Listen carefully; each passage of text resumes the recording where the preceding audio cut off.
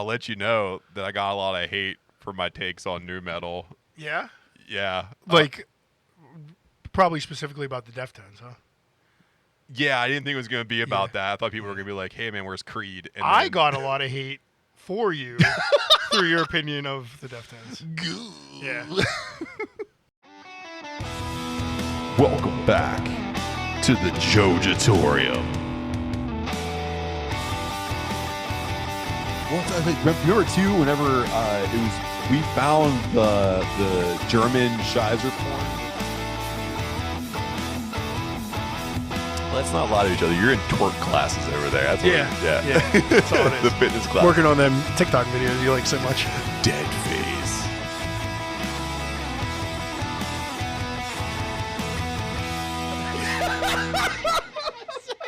Got right in front of you. Welcome back to the Jojitorium. You know who it is. It's Adam. It's Matt. We're decaying with the boys, and we are solidifying our nicknames. Welcome to the ring, Poppy Gordito and Daddy Mass. Hola, muy chubby. Well, it's that time again for the reigning, defending, homebrew champion of the Berg Not for long. to make his return to the North Hills Homebrew Festival. Scheduled for Saturday, August 26th, some of the best homebrews in the area come together at the Pittsburgh Shrine Center in Cheswick to square off for supremacy. This event has everything the craft beer nerd can want. A brewer's challenge, 50-50 raffles, basket raffles, and so much more. And here's a breakdown of the action. VIP tickets are clocking in at $45, general admission at $25 if you get your tickets early, and they're $35 at the door. And those DDs, you wonderful people who take us drunk people to and from events, your tickets are $5. TicketTailor.com has everything you need to get a ticket. Just make sure you search out North Hills Homebrew Fest 2023, or just check out the site details in this episode's show notes. Come cheer on Bash Brew and support craft beer in Pittsburgh, but just make sure you tell them all that the boys sent you. So, Adam, we have a ton of stuff to get into. We're back up in the saddle. We are. I feel Look good. at that. We made it 2 weeks in a row. 2 weeks in a row. Woo. I'm stable. Woo. By the time you're listening to this, we definitely survived Barrel and Flow. I hope so, because otherwise this is going to be a weird episode for people to listen to. So we have a huge amount of stuff to get through. We actually have 3 rounds of beer to get into. So, Adam, you went out and talked to some of our friends in the local craft scene. You brought home some delicious brews in the Jojitorium. So it is round 1. You brought some beers. Put it together. Call it round 1 beers. What are we drinking? We got a new offering fresh off the presses. I was the second person in line for it. The Parfait Sour from Abjuration Brewing. Old friends of the podcast, current friends of the podcast. We're all making the connections again. And this one is their Parfait Sours switch up as they go through their different versions, as Abjuration does. This is their Parfait Sour version 1.3, which is a sour ale with yogurt, honeydew melon, almond, and granola. Wow. Coming in at 4.5%. That's quite a combination. And we get the sound effect. That's a fresh can. And if you want to go on with Abjuration, all you got to do is search them out on all social media. It's Abjuration Brewing. And you can find them down in the Keys Rocks location. They have decent hours, and they have a bevy of great food trucks that come through. And if you stay there on Fridays, you can actually catch some open mic comedy that sometimes the thick boy over here likes to jump in on every once in a while. Abjuration is a staple here in the craft beer scene in Pittsburgh, and we are so happy to continue to feature their beers here, and that they still want us to talk about their beers on our podcast. Yeah. And in addition, they have a new outdoor space that they keep updating regularly that's dog friendly, so take the doggos out. Wow. Just drank that bad boy, and let me tell you, it delivers. That's a shot to the back of the mouth right there, dude. That sour is a spike. I love it. They do some of the best sours. I did say do. They do some of the best sours in Pittsburgh for sure. If you like them tart. Yeah, this delivers on the tartness scale. That is odd, man. I get the granola. I get the yogurt. Get the honeydew, which is I thought was a strange option. Wasn't sure how I was going to feel about it, but I really like it. That's a hard melon to work with, too. It goes good with the sour tartness. Very, it's a very wet melon. So yeah, it's kind of probably hard. I like my melons wet. I do like my melons. Yeah, it's a wet. watery melon, so to get the actual flavor without diluting it, Yeah. I would think would be tough. Yeah. Kind of like watermelon. Yeah, very reminiscent there. But even with less flavor, you kind of think honeydew. Yeah, You think it is a very subtle flavor, Mm-hmm. but it's coming through. I love it, man. Great job, Abjuration, and we may see more from you later on. I'm gonna wet Matt's melons. So we're definitely going to do that when we review some combat sports news. So from Buckwood to Bell to Bellator and back, the boys bringing the best combat news in the biz. Boom! No two takes this time. I'm one take Tommy right now. Jake Paul defeats Nate Diaz in a dominant unanimous decision. Listen, we all had high hopes here for the Stockton native to do the unthinkable. He did come in as an underdog. Listen, from the moment that bell opened, you could tell there is a boxer in Jake Paul who had training for stand-up boxing, and Nate Diaz who has training and is whooping bitches in the street, and did not translate. It was clear Diaz, absolute animal in the UFC, just could not match up with the size and power of Jake Paul. The first body hook you saw within the first minute of the first round, and it buckled knees on the Diaz side. I already knew that he was in trouble. But highlight of this whole entire thing was Nate Diaz's chin. That dude can take punishment. He took punishment even at an older age. He's not old by any means, but for combat sports, he's getting up there. Yeah. But yeah, he stuck through it. I just think he's good stand-up MMA, but his focus is the ground. Like jiu-jitsu's his bread and butter. So to step into a boxing ring was quite a feat in the first place. Yeah. And then Jake Paul. Of course, Disney Channel kid, make fun of him as much as you want, but Yeah. he's been training boxing for years now, so Yeah. he's approaching legitimacy. Yeah. I guess. There's still the cries for ranked WBC fighter. We kind of saw what happened whenever Jake Paul did go up against a WBC class-esque fighter in the Fury brother. And you could tell Paul had a run for his money. There was a little more sweet science on the Fury side of the ring. But, yeah, dude, Jake Paul, he's young. He's powerful. You could tell he's training. And Nate Diaz. Jacked. Yeah, absolutely. But the cool thing about it is Jake Paul did say he would run it back with Nate Diaz in a cage if it ever would happen, probably in the PFL. But Nate Diaz has gone on record to say he has no interest in going to the Pro Fighter League. Yeah, that makes sense. Yeah, why would you? I don't think No. I don't think they'd pay what No. Diaz wants or deserves. So Speaking of money, Paul versus Diaz is now known as the second most betted on boxing match in DraftKings history. Not only did Drake place a $250,000 bet on Diaz, thousands of bets were placed on this contest alone. Early reports have this match estimated to have pulled twice as many bets as the last UFC fight, which, if we go back and look, that was a pretty heavy card. yeah, that was one of the better UFC cards in recent history. So Yeah. that is pretty impressive. Most certainly. The other thing that's very impressive here are the payouts. Jake Paul, of course, took a bit of a blueprint from Floyd Mayweather and started his own production team. So all the fights you see with Jake Paul, past I think like since the third Triller fight, it's under Jake Paul's production team. So Jake Paul got $2 million on the fight purse, plus he's getting promoter wages, plus he's getting all of a piece of the merchandise and some other things. And the buys and all all of that, it, yeah. So he's estimated somewhere around $20 million for that bout. Nate Diaz, no slouch to the game, and learned some from Conor McGregor on how to argue for a better contract on a big startup fight. He got $2 million as well in the fight purse. He also got pieces of the gate, merchandise, and he got some of the pay-per-view buys. So he's estimated around $10 million. Nice. The caveat to all this, though, too, Adam, is that these are very rough and reportedly low estimates. So if this is the basement where these guys could possibly have ended up, I'm happy that Nate Diaz got paid. Yeah, I know. I wasn't into it. I wasn't going to buy it on pay-per-view, but those pay-per-view buy numbers do take a couple weeks to get in. So those are definitely estimates as far as like their percentages of the pay-per-view buys. I'm excited to see where the pay-per-view numbers are, and whenever we do get those, we'll drop them in another episode so we can kind of see more of like a solidified number of what they got. Yeah, and see which way they're trending. We'll Yeah. throw in like maybe the last two in this one and Yeah. see what's going on. Yeah, man. Other thing too, one of the biggest things to take away from a Jake Paul influenced card is he really does spotlight female boxing. Amanda Serrano, like her match was lights out. She fought against a scrappy young up and coming boxer, and it was, if you want to see the height of women's boxing, watch Amanda Serrano. That woman Very technical. just decimates people, and Pieces people apart. it's amazing. So for all the things that we may not like about Jake Paul, he is putting a good spotlight on women's boxing, which is fantastic. Which brings us to impromptu questions from the internet.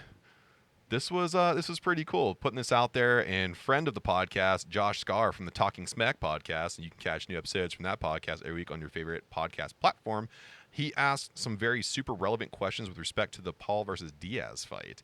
So, Adam, I pose to you. Ooh, it's like combat questions from the internet. Yeah, it's pretty nice. I like it. What do you guys think of these novelty boxing cards where the Paul brothers constantly have rumors of paying off opponents? Adam, I'll let you go first.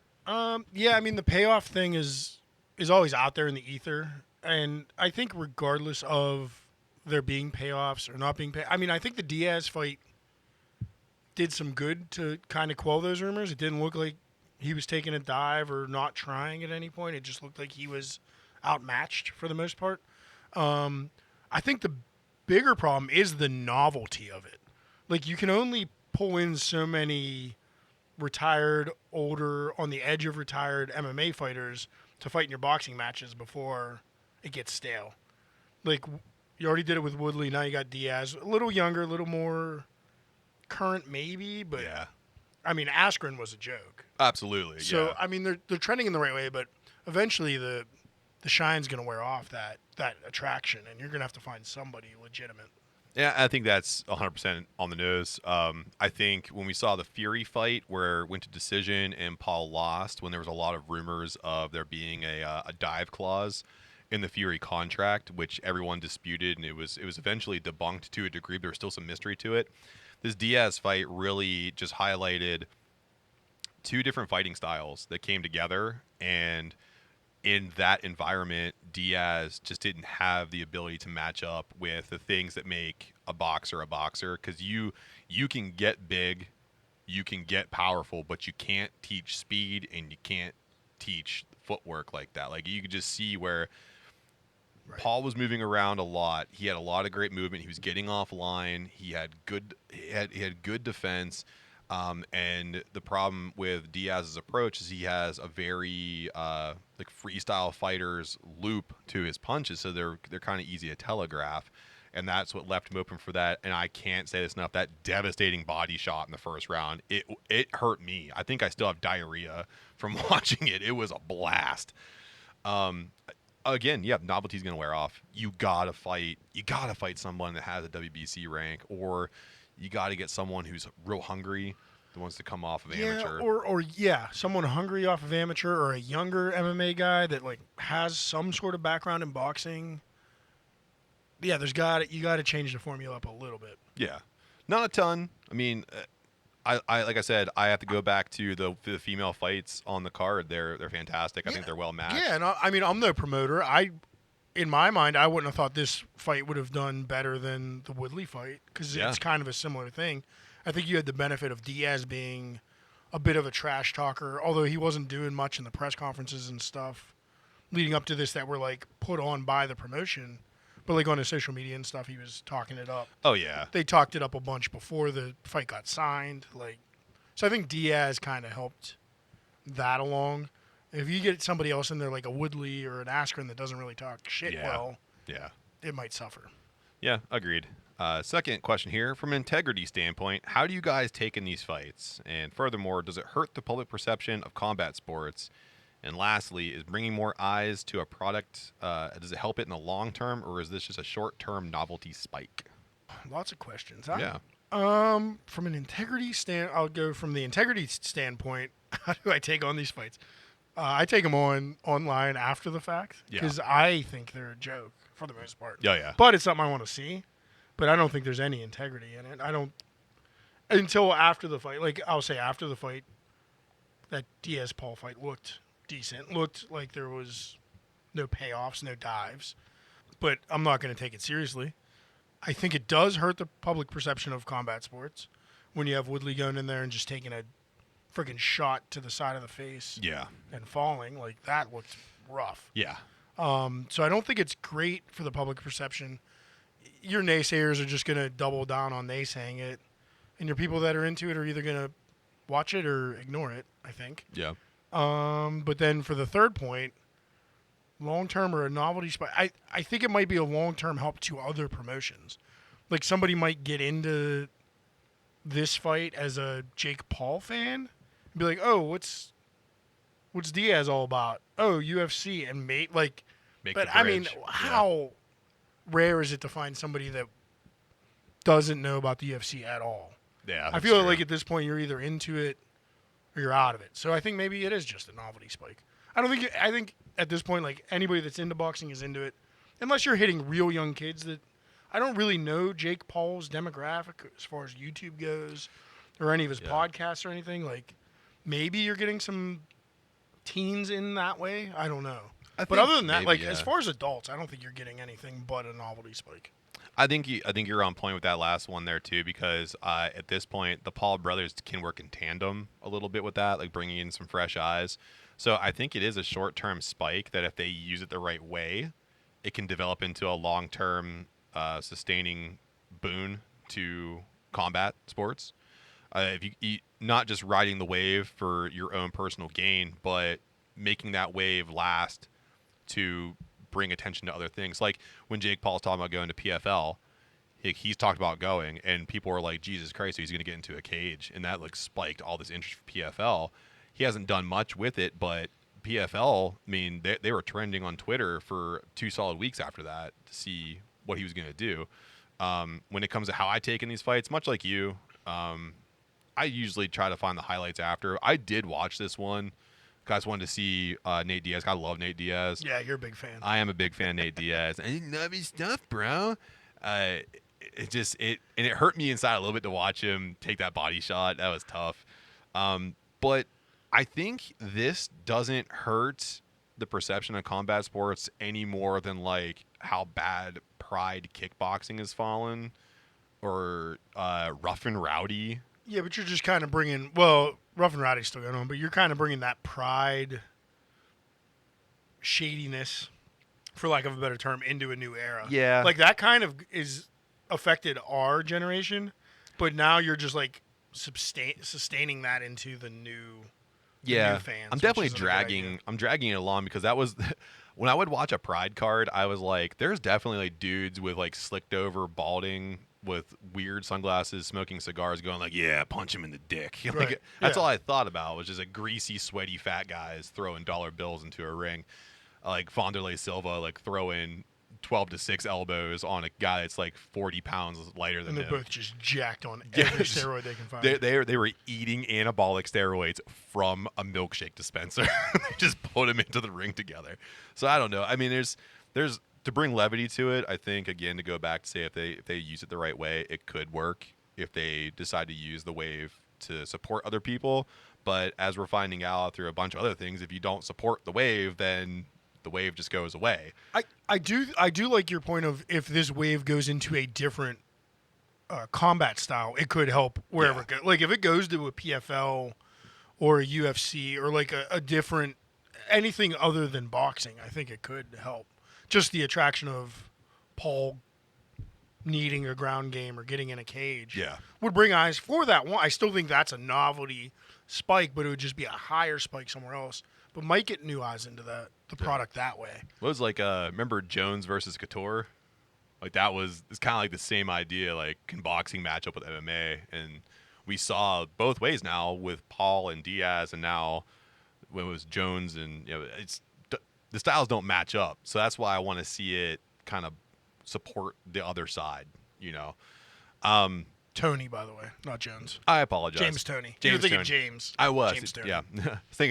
I was thinking, yo. You said Jones, and I started racking my brain. I was like, it's not Jones, but it was somebody. Yeah, Tony. Yeah, James Tony versus Jojitorium. I'll tell you what, James Tony. Dude, that thing sold yeah. pay-per-view buys, though. Yeah, it did. Everybody just wanted to see James Tony get his head bashed in. Can I say, though, when Tony was landing those shots, Couture's face looked like a piece of beat-up steak. Okay, we're going to the ground now.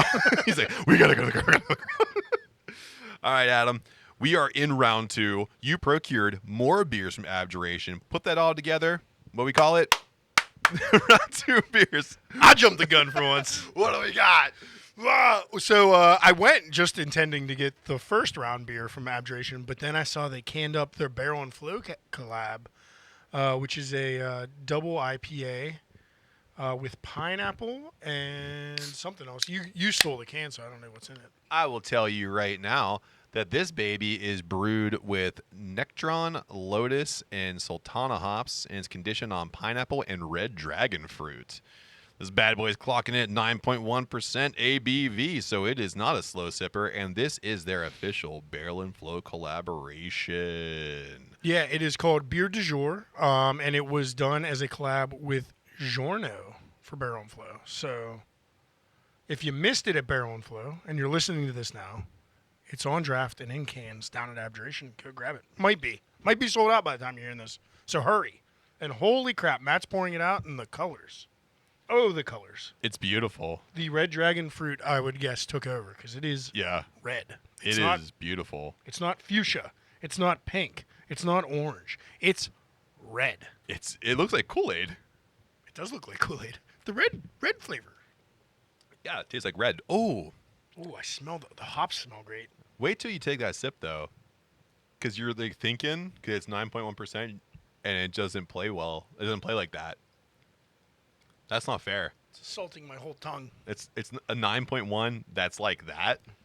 That's not fair. That ain't right. No. Yeah, there's no real like alcohol burn. No. Not that there should be. I mean, it's just well done. Yeah. Nice and smooth. Nice and hoppy. Still got some bitterness. Yeah.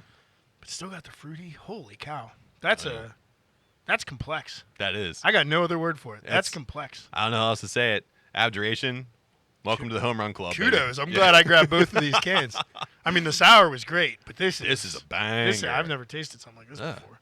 I've also never tasted yogurt and granola in a beer before, so man, they're not kidding. It's a whole room of firsts over here. Them putting their beers in like scientific flasks and stuff ain't a joke. Yeah. They're experimenting. This is legit. They're doing legit experiments Yeah. down there. Go down there and try their beers out. Melt your fucking face version 1.0. Keys Rocks, Broadway Theater. Get it. Speaking of new stuff, Adam, one of the things that I always hear about Fuck, this is good. One of the things I hear about our podcast is people didn't want us to go through an entire wrestling card. So, Good. Neither did I anymore. So, Adam, we are going to do SummerSlam, but we're going to do the good, the bad, and the botch. What did you think of the pre-show 20-man Rumble Royal? People went over the top rope and nobody else came back in. I didn't know the Viking Raiders were going to go over first. So, Adam, Don't have to fake that shit anymore. if you could, Adam, by looking at the card, can you tell me what you felt was the highlight of the whole thing? So my highlight of the night was in match number 2, Cody Rhodes versus Brock Lesnar. I liked how dominant Brock was, the story they told where he basically kept throwing Cody out of the ring and basically breaking him, saying, take the 10 count out. Just take the count out, live to fight another day, or I'll break you. And he just kept punishing him worse, until Cody made the comeback. It was pretty sudden, pretty abrupt, and won the match. Yeah. And I thought it was just really well done. Nothing, no punches looked pulled. It looked legit. Got me invested. That's what I want to see. I really enjoyed that. I loved the show of camaraderie at the end too, which was they tried to say it was unscripted, but there's no way it's unscripted. I don't know. Cody isn't that good of an actor. He looked pretty shocked by it. He did look legitimately shocked. I think Brock at least let somebody in the back know, but maybe didn't let Cody know. But yeah, that was cool. Speaking of shocked, And he got little Brock out for a little bit. I saw that dude. His Yeah. pants just kept disintegrating. I saw his. He got I saw those- his penis. He got those TikTok dissolving swim trunks. Yeah.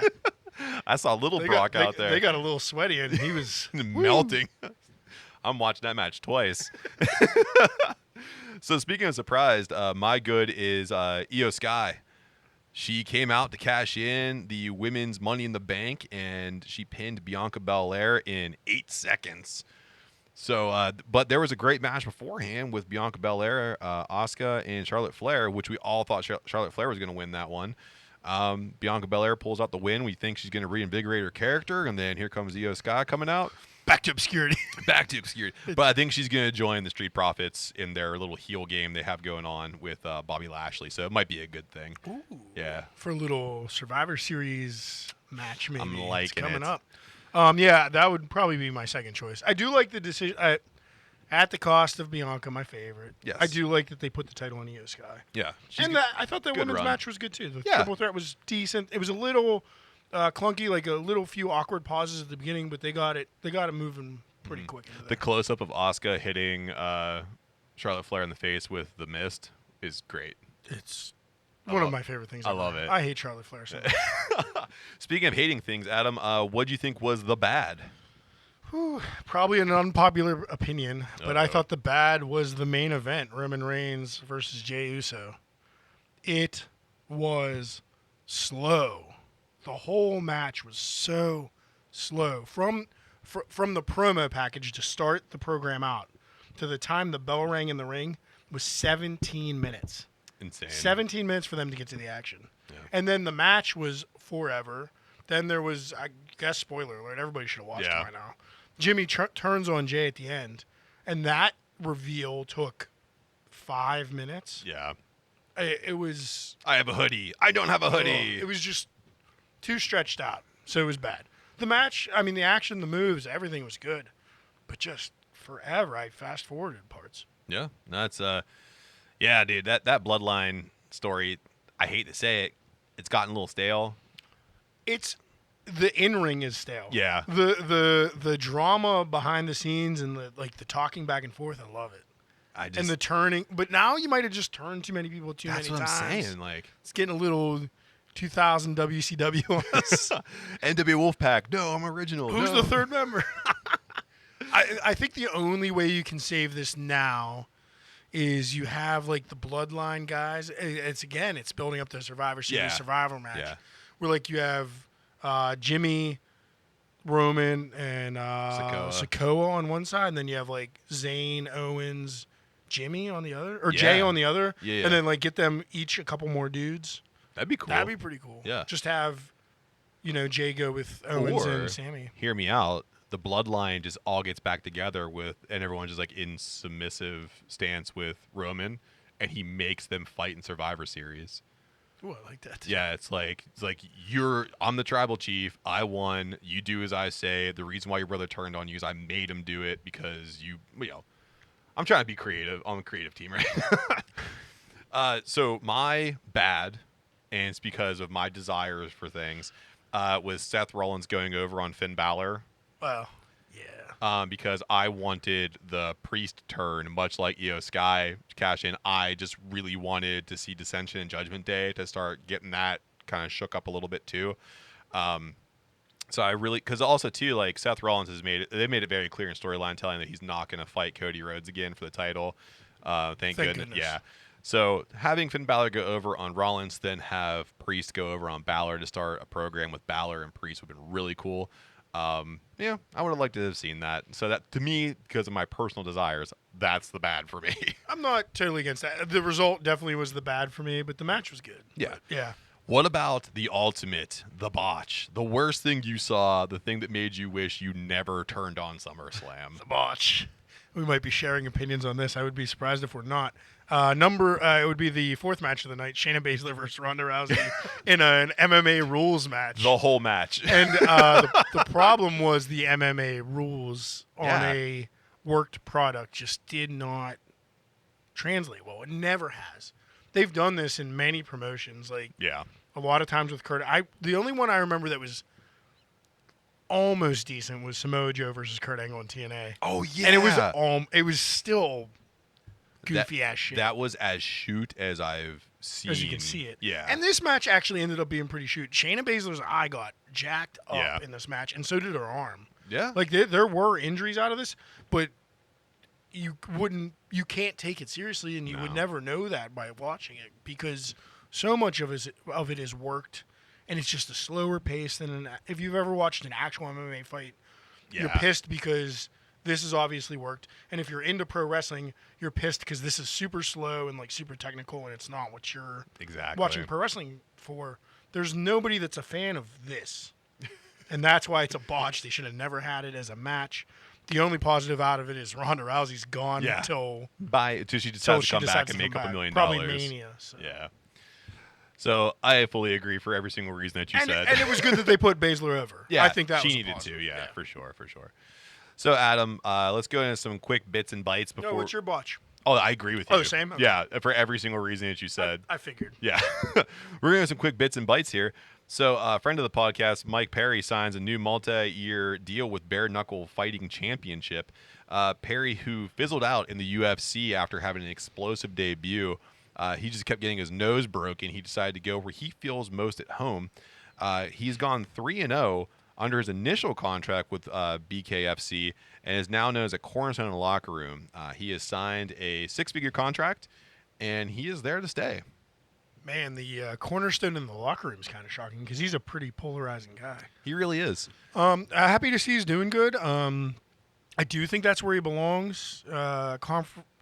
Controversial take on it for me, though, is I think he's already got some damage to his head that should be addressed, and maybe bare knuckle fighting's not the best. But I've seen hot takes where those UFC gloves aren't as protective as they appear to be. Yeah. So I don't know. Maybe he's taking less shots, bare knuckle. If he's throwing more and knocking guys out, just keep him safe. Mm-hmm. He's had a rough ride of his whole combat career. Yeah. So hopefully this is a turnaround. Maybe he's matured a little bit. And I think so too. But I think if having watched a couple bare knuckle fights, I don't like to watch too much because it's a little too. I won't say it's too much for me, but it's a lot, man. In all fairness, and to support his 6-figure contract, the only cards I've watched are the 3 he's been on. Yeah. I think there is this illusion that that the MMA gloves give you protection. I think it's more to grab onto stuff. And if you watch how bare knuckle fighters guard their grill a little more, they're more selective with their punches. Yeah. So like critical shots are usually arranged around an average of 15. It does get it's a little more paced. It's a little more like, I don't even want to say boxing pace because it depends on the style of the fighter. But if it's like it's more like an outside boxing match. Yeah. Like they're not getting inside and hockey fighting and throwing uppercuts too much. Like there's instances where they do, but it's definitely more of a defensive fighting style. Yeah, absolutely. Hey, Adam, are you buying or selling this? Ben Askren thinks Jorge Masvidal is scared to run it back for a second fight. Selling. Ben Askren's full of shit. Ben Askren has a dad body just like me. I love him for that reason. You're done, but there's Ben. no fucking way Masvidal. You're done, Ben. You done, bud. You're done. You should have stayed in Bellator. Speaking of being done, last but not least, Jack Perry appears to be on a collision course with ECW alumni and started with RVD. Is this a good or bad way to get heat for Perry's new character? They had a match Wednesday. Yeah, it was good. Yeah. RVD still has it, man. He does, but I think this is a bad way to get heat for his new character because, like we said with the MMA fight, how many times has ECW been brought back? To be a whipping boy. To be, nobody, it's not over anymore. No. Like RVD as a person, fine. But if he's going to try to run the gambit of he's going to land on ECW Taz. originals, like it's going to be bad. He's working towards Taz.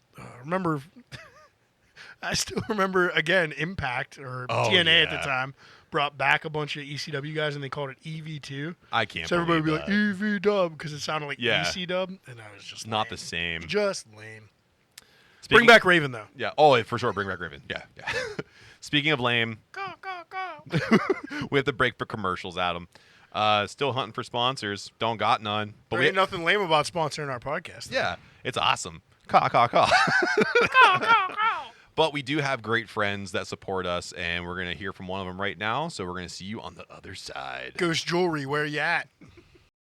If you love talking blockbuster movies, comic books, animation, and TV shows, check out Talking SMAC, Hosted by me, Josh Scar, along with my rotating cast of co-hosts. We will talk superheroes, movies, animation, and comics with you every Wednesday on your favorite podcatcher.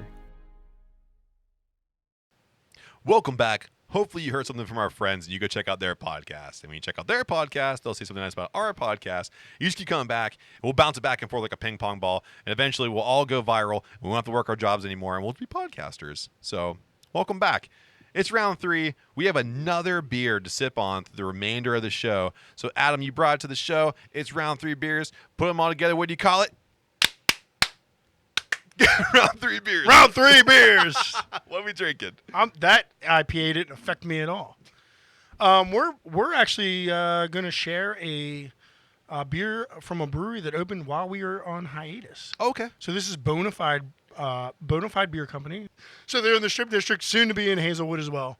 It's a good friend of mine. I don't know if he wants his name named, but he used to be at another brewery out in Butler. Came down and opened this with a business partner, and the beer's been great. And this is a Bonafide lager, 4.8. It's an American lager through and through. I don't think you need to say any bells and whistles about it. Ooh, sound effects. Yeah, this is exactly what you want it to be.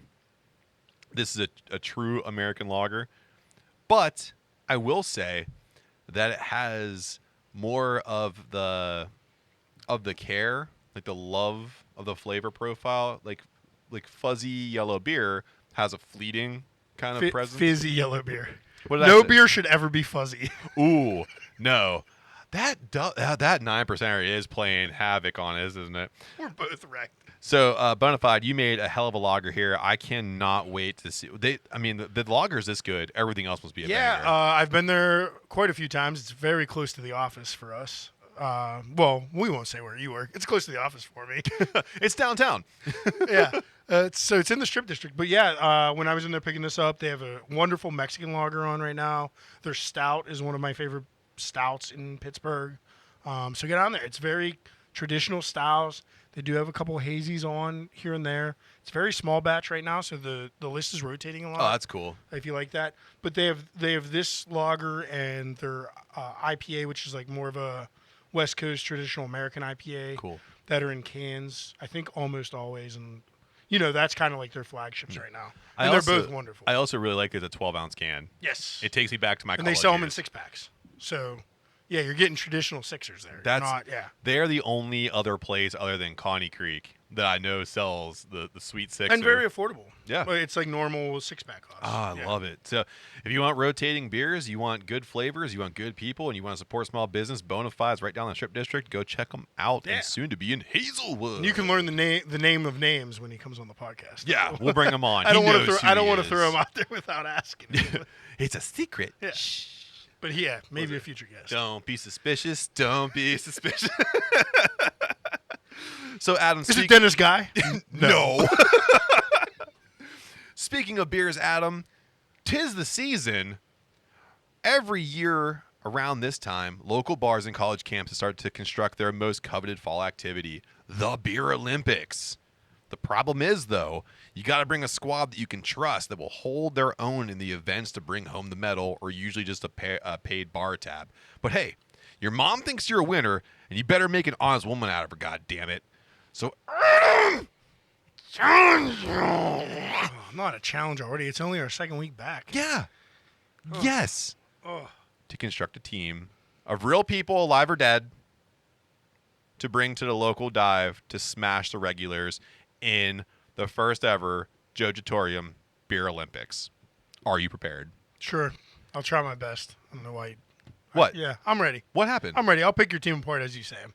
What are you talking about? It's fine. Nope, I'm ready. What I'm are ready. you? What are you? My team is constructed, and we're gonna beat the brakes off you. Okay, I'm not scared of you. Beating the brakes off you. All right. So, but first off, before we even start going here, let's name our countries, and then we'll say which events are going on, and then we'll go from there. So, Adam, what are you calling your country? Me and my team will be representing the country of Oceania because we're bringing home the medal for Big Brother. I like The New it. World Order is coming to get you, brother. I like it. My country is going to be called Evergreen Terrace because that's the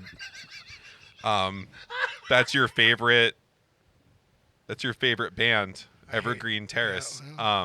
Only second to Avenged Sevenfold. You're an ass. Yeah, you like that, don't you, bitch? Man, we're starting this off with Venom. That's fine. That's okay. It's okay. There ain't no putting the genie back in the bottle. So Adam, the common events here at Beer Olympics is beer pong, flip cup, volume chug, boat race, and the shotgun and run, which is like a shuttle. It's a 2-man shuttle run where you got the beer on each side, shotgun it, run to the other side, Relay tag it. apart. Yeah, it's quick, but hey man, you got shotgun a beer before you I run. mean, I think everybody knows all of them. I didn't know boat race. Do you want to explain that one, or Oh, yeah. I can, or Boat race is quintessentially just chug contest. So like you start with your first guy and you work your way around the table to your anchor, and then the anchor sends it back to the front. oh, see, but you're missing a part. What's that? During the whole run, Yeah. the people that have empties have to keep it balanced on their head. I did not know that. Yes. Okay. So that played a big part in my Oh, team. no.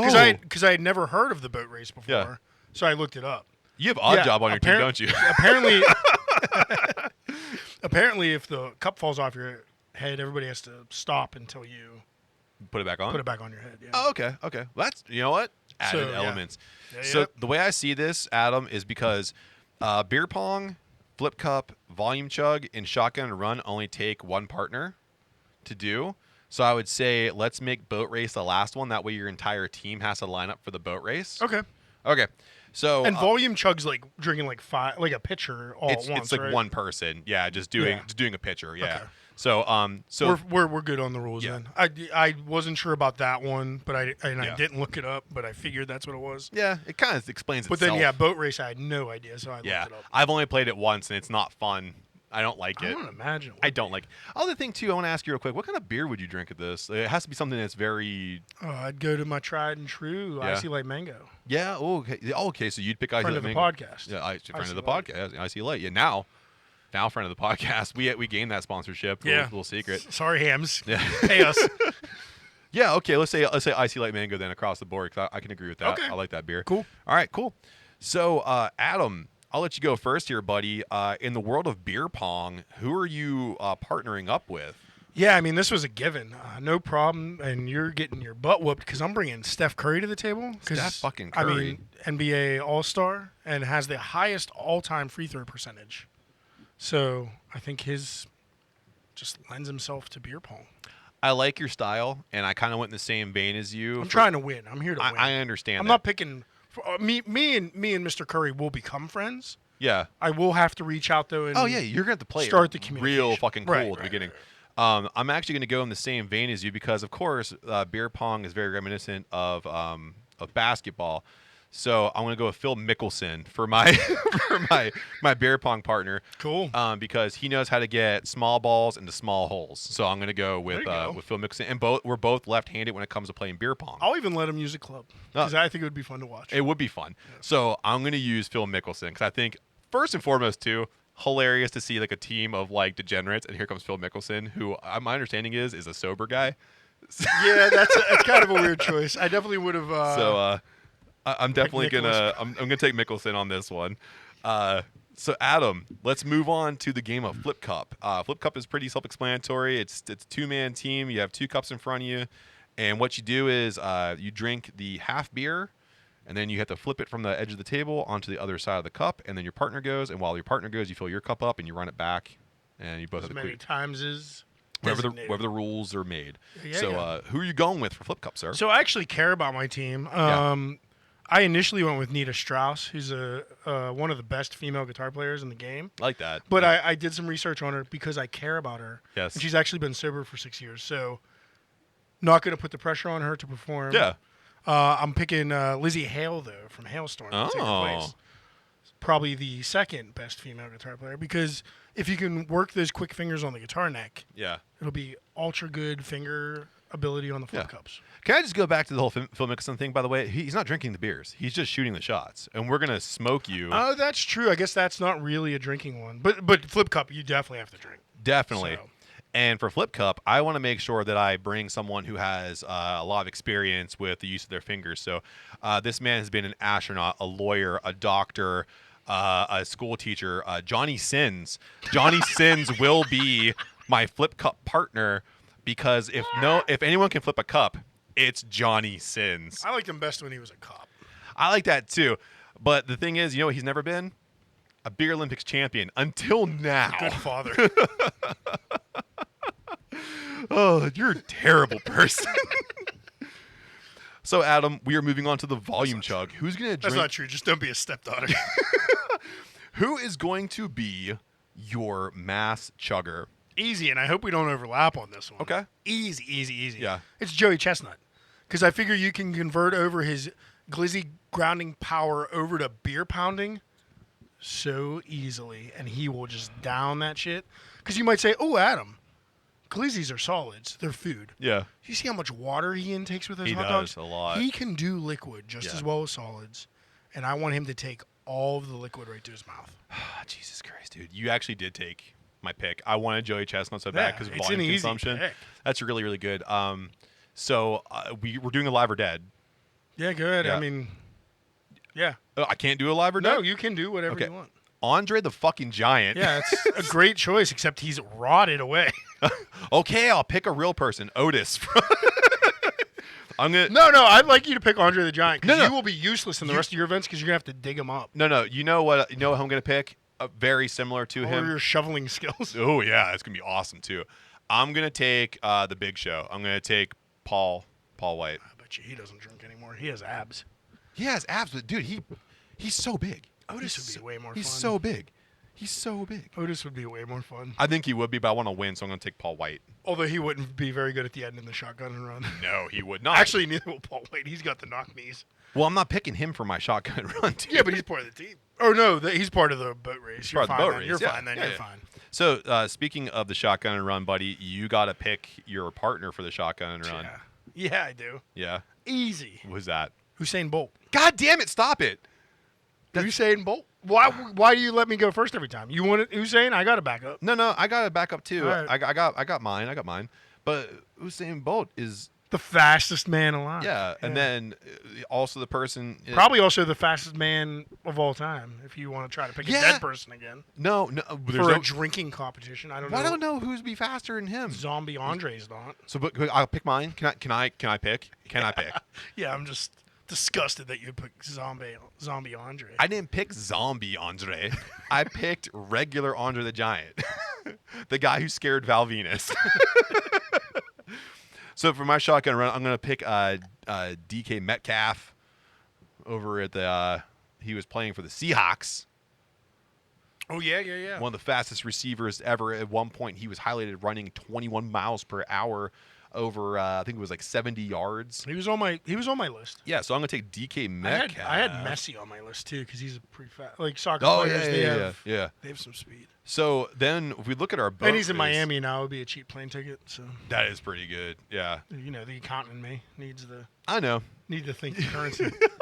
So Adam, we're down to the boat race here, buddy, and our teams are looking pretty cool. Yeah, but I mean, super dominant on my side. Yeah. Team Oceania is bringing this. So what I would say is for your boat race, just Big Brother's watching this. we're whole just thing gonna anyway, put your name. remotely. We're gonna put your name there, and that's gonna be your team lineup. And now you got to try to figure out who's gonna lead it off and who's gonna be your anchor to run it back.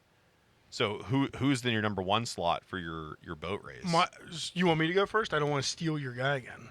You can't. So with boat race being, especially for the first guy to keep his balance, so Yeah. we don't have to pause a bunch.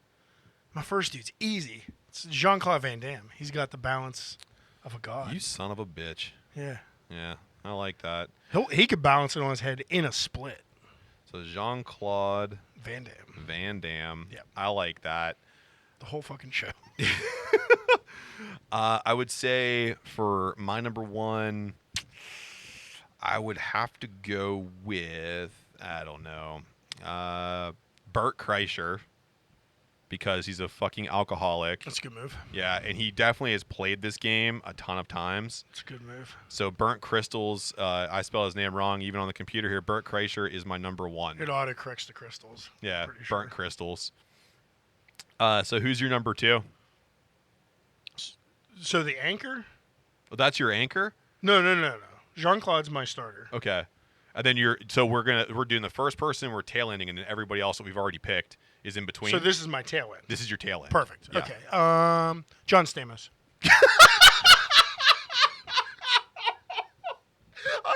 pick somebody way out of there. John Stamos, because I just want to meet him, and he's got a good tail You end. think this is the way? And he's got a good tail end. Oh, I think this is the way. It's like, hey, John. We'll have a couple drinks together. Are you trying to become best friends with John Lubricate the Stamos? conversation. Yeah.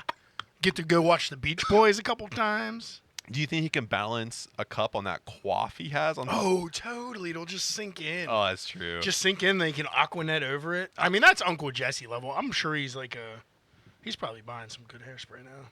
Oh, no, dude, he made so much money as Uncle Jesse, though. And the Rattlers. Yeah. Yeah. Yeah. Can I tell you, I wanted to really knock your socks off with a big callback here. But I just broke you with No. Uncle Jesse. Happy birthday, James Vanderbeek. You are my anchor. It's the beak. He's making a return. The beak is back.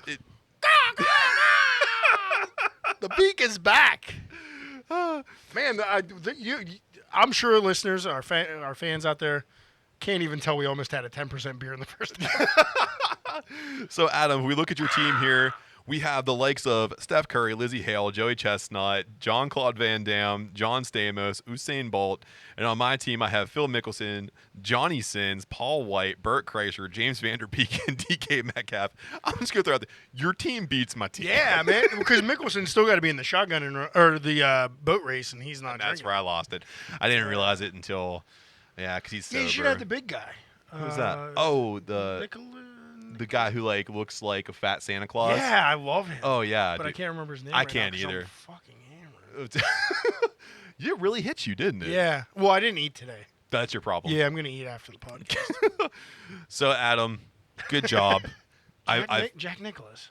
No. No. Jack. Yeah, I'm pretty sure I'm right. Jack Nicholas? I think so. Well, while you look that up, I Nicholson? have to say no. Jack Nicholson is an actor. Oh.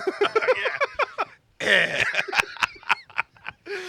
So Oceana does take it home against Evergreen Terrace. However, Evergreen Terrace is playing a show in Pittsburgh. I know Adam has front row tickets. Adam, we are moving into your Hold on, I'm Googling fat alcoholic golfer. And- And it came up. Who's John Daly. John Daly. Sorry, everybody. Not a big golf fan. But I literally Googled, well, it says Gilfer. But it was supposed to be golfer. Gilfer's a new term that I'm going to roll with Apparently, John Daly is a fat alcoholic gilfer. that you'd like to bang. But, dude, I'd love to drink beer with him. He looks like he has a good time. Oh. He just say eats steak and drinks. And never drinks water. Yeah. He's like, I drink Diet Coke. That's what he said. No I one wanna likes it. drink Oh, my God. Diet Cokes. I should know his name because he's like a A hero. hero of mine for all the wrong reasons. Your liver's like, please stop liking these people. He is proof that Anybody could do it. heart disease is cap. It's straight cap. Yeah, there's Yeah. no such thing. Yeah.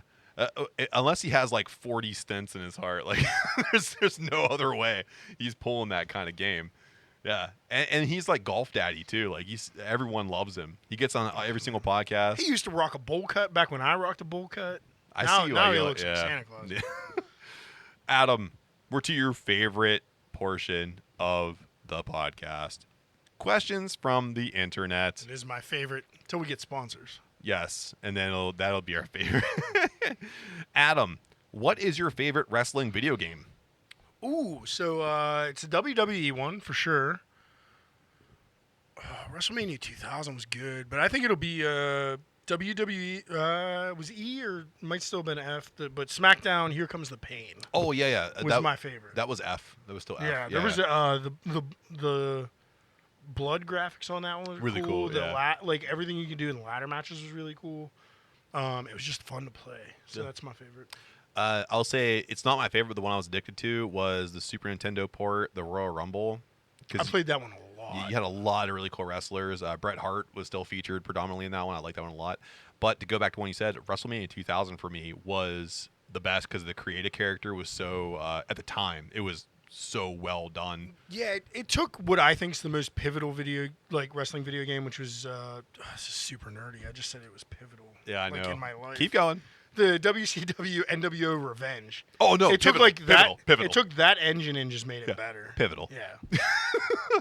It's like the best version of that game. Yeah, well, there is. because they left THQ for that one. They went to a different. No. Was it still THQ? No, for WrestleMania 2000 it still was. But then Okay. they left for my pick, Yeah. Okay. which was fun for different reasons. But Yeah. that would be my number 2 for sure. Okay. Yeah. So number 2 here, Matt doesn't think Deftones are new metal. Can he be trusted anymore? From what I've seen from the fans, who I guess are too scared to come directly to you, no, you can't be trusted. I They don't think I can. you're an idiot. I know. I've been fielding the vitriol. I think I just said on the first episode back that I had poor mental health, and that's why I took a break. And you guys are like, "Fuck it, get them." I mean, you can't say just outright dumb stuff like that. What? What They're did I say not- was their dumb? first 2 albums were new metal. What? Deftones? And that they were like, well, you didn't all. It wasn't even your take on if they were new metal. It was that you called them dumb tool or A watered watered down tool. That's not an down. insult. Oh, man, yes it is. No, it's not, because they weren't playing complex time signatures, but they were in that same like. What? They also weren't as boring. All I'm saying is you probably wear ICP face paint if you listen to Deftones. That's all I'm saying. I'm not a juggalo, and I love the Deftones. Whoop whoop, dude. We are juggalos.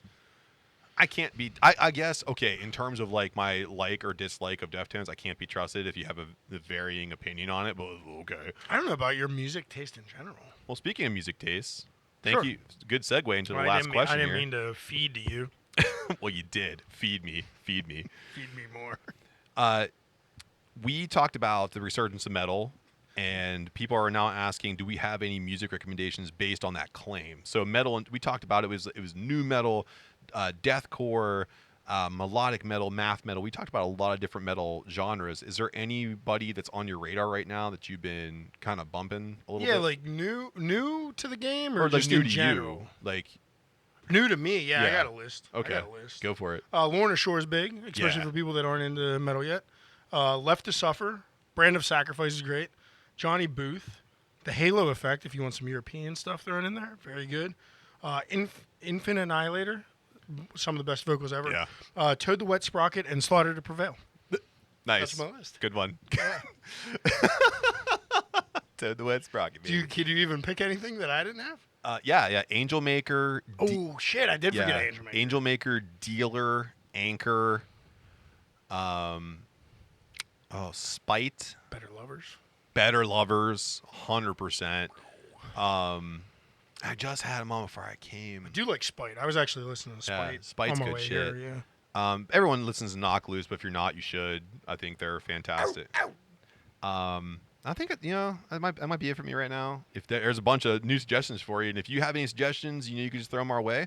Slide into our DMs. But before you do that, you should definitely know what's on tap and where can you find us. It's coming up. It's behind us. Son of a bitch. We were at Barrel and Flow. You enjoyed us. You came through. You drank the beers, and now we're moving on to. We have dad shoes on tap in the Jojitorium here, coming in at 5.5%. That's our lemon shandy. We may or probably won't have any Jojinator or Rasman, our collab Rasman. for Barrel and Flow. If you weren't at Barrel and Flow, you probably missed them. But listen next week to find out. Yeah. But yeah, where you can find us. Next is North Hills Homebrew Fest, like we said at the top of the podcast, August 26th at the Pittsburgh Shrine Center Pavilion in Cheswick, PA. And then following that up 2 weeks later, we're at Crush and Brew, September 9th, Old Economy Village in Ambridge, PA. And then at the end of October, October 28th, down at the Energy Innovation Center. That's a hard one. Got to take a breath there. Energy Innovation Center in Pittsburgh, PA, for Brewing for a Cause, benefiting Paws Across Pittsburgh. That's a cool. That's definitely a cool organization to. Animals fucking rocks. They do. Yeah. Get a dog. Rescue a dog. Get a dag. Rescue a I cat. like dags. And if you know what's going on, I'm down here in the Brew Lab. It's at @bash_brewing, all social media, Facebook, Instagram, sometimes on X. If you want to go on the boys, we are at DWTB on all social media, Facebook, Instagram, X, and Threads, and YouTube, and whatever the hell else we try to throw our stuff onto. And you can definitely listen to our podcast on just about any single platform, except for I heard Podbean isn't carrying us anymore. I'm going to figure that shit out. So, so until next time. Maybe not all things that start with pod. But definitely don't end with bean. Love you, Hop Nation. So until next time, while I'm choking out Podbean to get our show on there, till next time, cheers. Cheers. Big love out to Maui. Yeah, Yellow Bridge wants to freaking curb stomp you. Bring it on. Good Justin. fellow wants to make you a dead fellow.